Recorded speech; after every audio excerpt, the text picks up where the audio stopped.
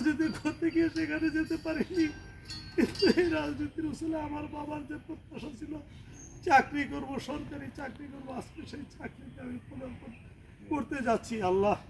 বিএনপির জাতীয় নির্বাহী কমিটির বন ও পরিবেশ বিষয়ক সহসম্পাদক এবং বাংলাদেশ জলবায়ু পরিবর্তন ট্রাস্টের ব্যবস্থাপনা পরিচালক কাজী রওনাকুল ইসলাম টিপু তার প্রয়াত পিতার কবর জিয়ারত ও দোয়া মোনাজাতে অংশগ্রহণ করেছেন।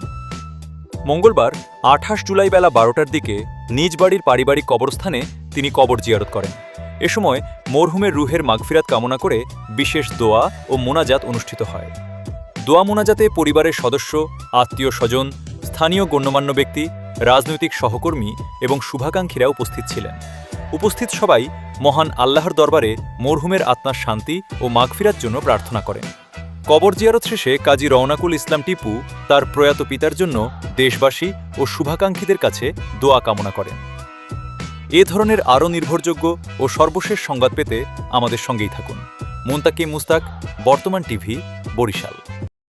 কিন্তু এই রাজনীতির আসলে আমার বাবার যে প্রত্যাশা ছিল চাকরি করব, সরকারি চাকরি করব, আজকে সেই চাকরিটা আমি করতে যাচ্ছি। আল্লাহ, আমি এই বাবার কবরে তার উসিলায় তার যে ইচ্ছা সেই ইচ্ছাটা যেন পূরণ করতে পারি। আল্লাহ, আমি যেখানে পদার্পণ করেছি আমার বাবার উসিলায় যেন সেই জায়গাটাকে আমি সুন্দরভাবে সহি সালামতে ইমানের সহিত সর্বকিছুর ঊর্ধ্বে উঠে আল্লাহ এই দেশের জন্য, এই জাতির জন্য যেন করতে পারি। আল্লাহ, আমার এই মাতৃভূমিকে যেন সুন্দরভাবে গড়ে তুলতে পারি সেই আশায় আমাদের মাননীয় প্রধানমন্ত্রী জনাব তারেক রহমান আমাদেরকে এখানে বসিয়েছেন। আল্লাহ, তার সেই প্রত্যাশা পূরণের জন্য আমি আজকে আমার যেখানে বসবো সে বসার পূর্বে আমার বাবার দোয়া নিতে এসেছি। আল্লাহ, জানি না তার এখানে দোয়া করার কোনো শক্তি আছে কিনা। আল্লাহ, তুমি আমার বাবার জীবনে যত গুনাহগাতা করে গুনাহ হয়েছে আল্লাহ, যত গুনাহ করেছে সমস্ত গুনাহ মাফ করে দিও। আল্লাহ, আমার বাবার জীবনের সমস্ত গুনাহকে তুমি মাফ করে দিও। আল্লাহ, তুমি আমার বাবার জীবনের সমস্ত গুনাহকে মাফ করে দিও। আল্লাহ,